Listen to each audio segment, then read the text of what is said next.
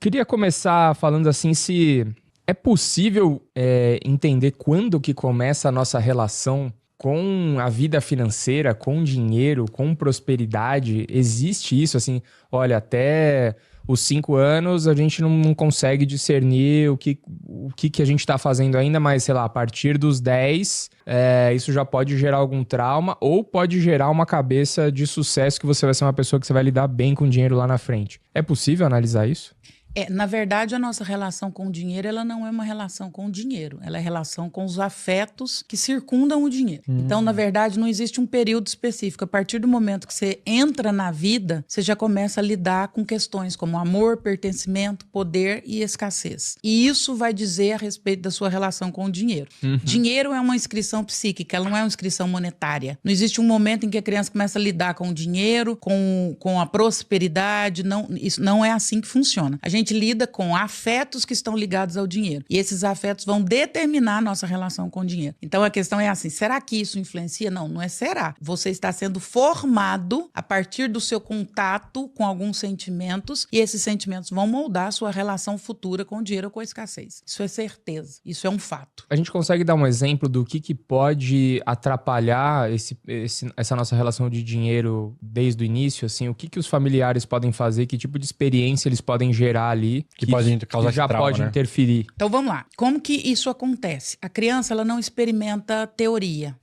A criança ela não entende teoria. Ela entende experiência. Nós, como crianças, com a nossa complexidade psíquica, a gente não entende teoria, a gente entende experiência. Então não adianta você explicar para uma criança o que é amor. Ela experimenta amor. Como que ela experimenta? Através do acolhimento, através da receptividade, através do abandono, através do distanciamento, através da agressividade. Isso para ela simboliza amor. Então, por exemplo, se ela tem um pai muito distante, um pai frio, ela entende que amor é frieza. Ela entende que amor é distanciamento. Assim acontece com a nossa relação com a prosperidade. Então, se eu tenho uma questão, se na minha casa a escassez é um fato, se os meus pais passaram por alguma questão financeira e eles ficam apegados a isso e a esse discurso. Se na minha casa há um discurso de ter cuidado com o dinheiro é algo difícil de ganhar, dinheiro é algo fácil de perder, você pode ser facilmente enganado, você pode ser facilmente roubado, cuidado com o dinheiro, porque o dinheiro pode te transformar e você vai virar uma pessoa ruim por causa do dinheiro. Essa é a inscrição psíquica que você vai ter sobre a prosperidade. A partir daí, você só reage. Então, nós, na nossa infância, a gente aprende a partir dos afetos que a gente experimenta. Na vida adulta, a gente repete. O Freud tem um livro que se chama Recordar, Repetir e Elaborar. Na verdade, na vida adulta, a gente não escolhe como se relacionar com as coisas, com as situações. A gente só repete o que foi inscrito lá atrás. Então, a forma com que a gente lida com o dinheiro é o que foi inscrito lá atrás. Eu falava com meu esposo agora. Eles passaram por uma falência financeira muito grande, a família do meu esposo. Meu sogro era muito rico e eles passaram por uma falência financeira quando ele ainda era pequeno e depois eles vieram experimentando várias frustrações nesse sentido. Eu falei para ele, responda sem pensar, livre associação. O que dinheiro significa para você? Ele falou, tragédia. Eu falei,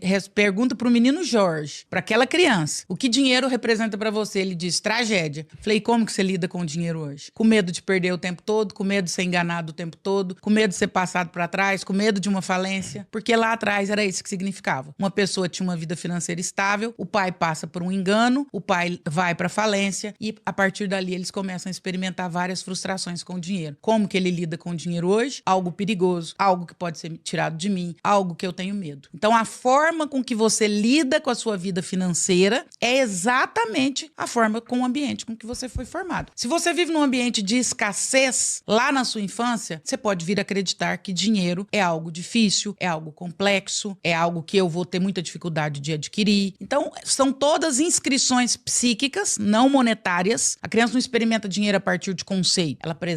Ela reconhece o dinheiro e a prosperidade a partir do que ela experimentou. Eu fui pobre na infância, mas eu não me lembro de sentir falta de dinheiro. Eu sentia falta de coisas. Aí, hoje eu sei que eu sou um pouco mais controlador em casa com as finanças. Porque você tem medo que falte. E aí você precisa controlar. Dinheiro é algo que, se não controlar, se perde. Eu já experimentei a falta. Eu não quero viver a falta. Para que não haja falta, eu preciso controlar. Não é algo que se faz por si mesmo. É algo que exige o meu controle. Faz sentido, porque na minha infância, a gente já não teve nada e teve um momento que a gente teve alguma coisa e perdeu. Então faz sentido. Tá vendo? Porque, se eu experimentei dinheiro como perda, agora eu experimento dinheiro como controle.